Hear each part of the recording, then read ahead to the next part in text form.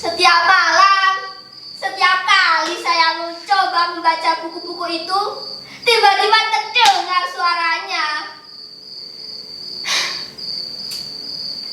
Ini terjadi sejak ayah membuat peraturan baru di rumah ini, melarang handphone di malam hari.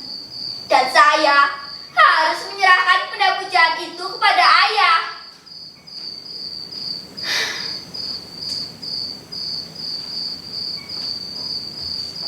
Maka saya akan duduk di bangku ini menghadapi buku-buku yang bisu dan tak asik ini sampai saya tertidur.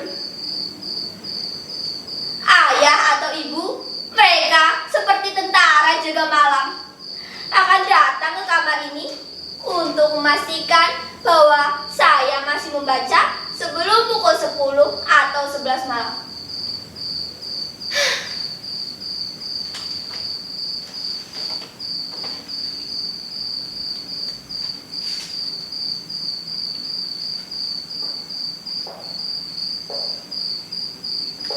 Pintu itu tak boleh saya kunci sebelum jadwal tidur tiba. Ini peraturan kedua. Sebentar lagi, sekitar 15 atau 20 menit lagi, salah satu dari mereka akan datang ke kamar ini. Itu artinya saya harus di bangku itu membaca. Tapi sebelum hal itu terjadi, izinkan saya berbagi cerita kepada kalian semua.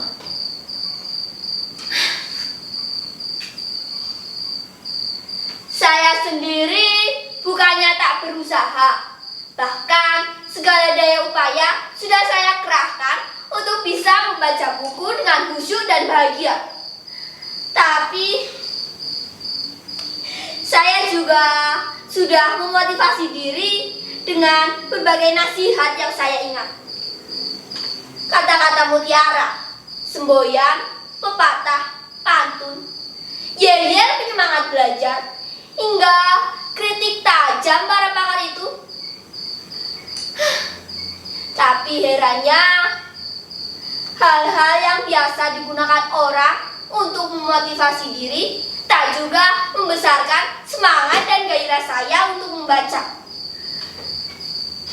Kalaupun berhasil, hanya bertahan sekitar 10 atau 15 menit saja, lalu buyar lagi.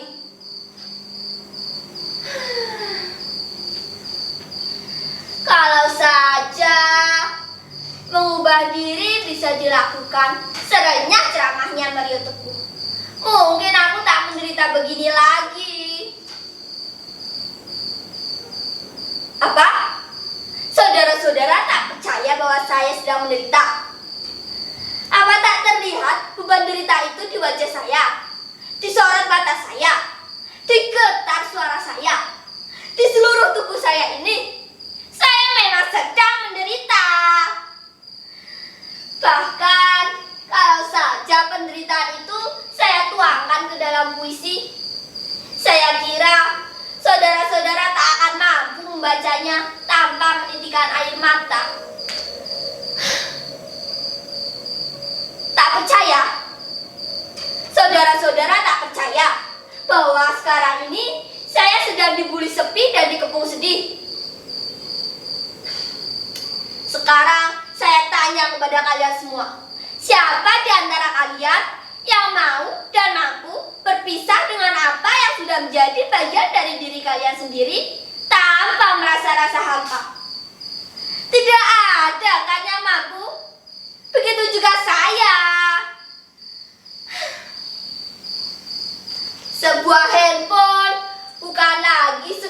muda biasa.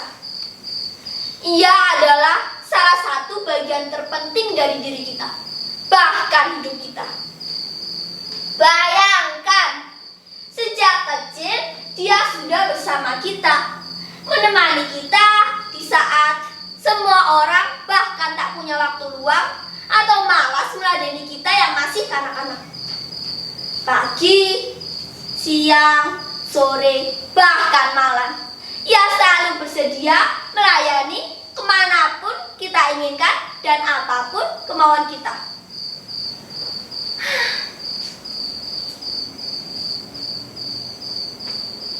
Bahkan, ia telah menyimpan nama kita dan seluruh memori kita dalam dirinya.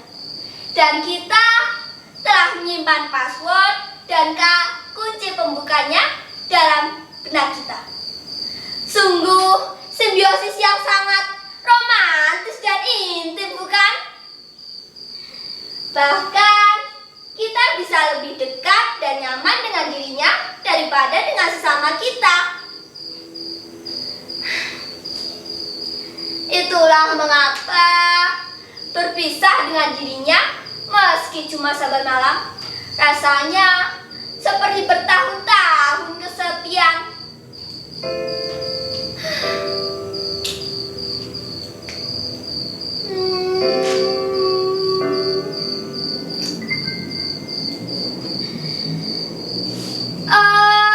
Handphoneku, betapa berat dan panjang jalan yang harus kutempuh untuk kembali bersamamu.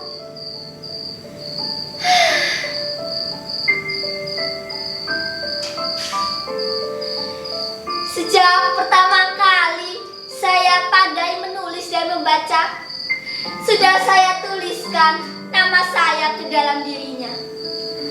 Arayan. Saya memang sempat berganti partner dari satu handphone ke handphone lainnya.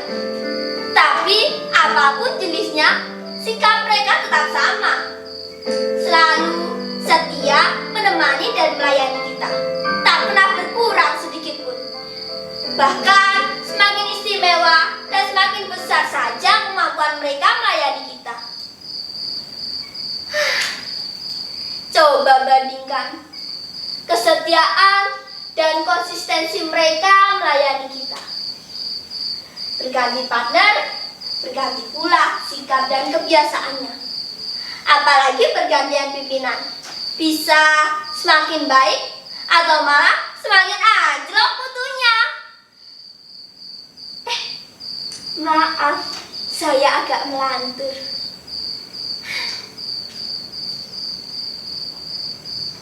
Jadi, bagaimana sekarang? Sudah cukup jelaskan bahwa saya menderita?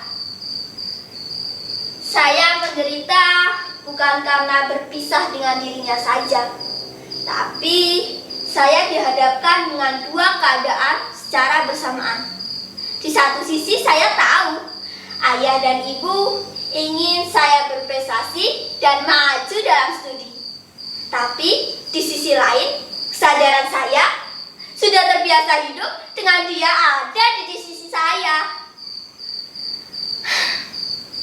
Bahkan sebelum ada peraturan itu, saya terbiasa tidur dan dia rebah di dada saya. Tak mudah lagi bagi saya melewati hari, meski sesaat tanpa dirinya. Kadang, kalau saya tak kuat menahan rindu kepadanya, saya ambil casingnya. Lalu, saya dekatkan ke dada saya seperti ini.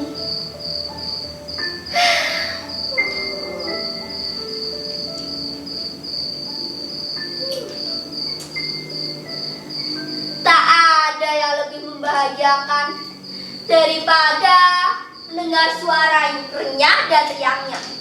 Pertama saya dengannya kemanapun kita ingin mengunjungi situs-situs atau menikmati menu-menu lezat yang ditawarkannya.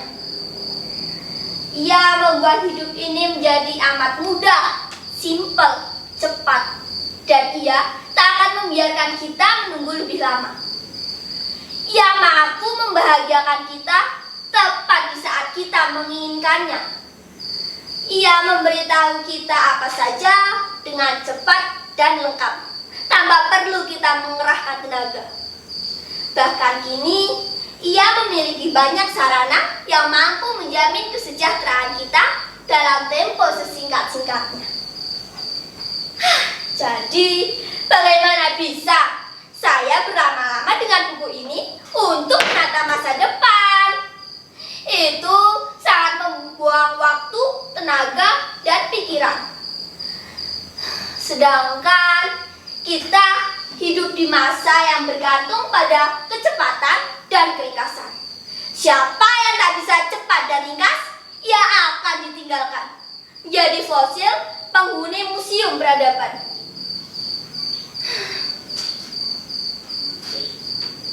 Sebenarnya, saya pernah hampir tak terlalu bergantung kepadanya.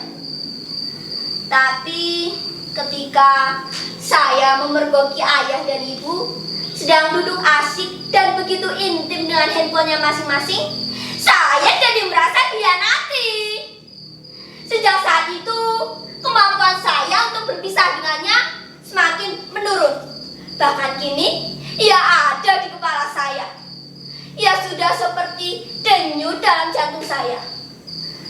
Saya sudah teramat dalam mencintainya.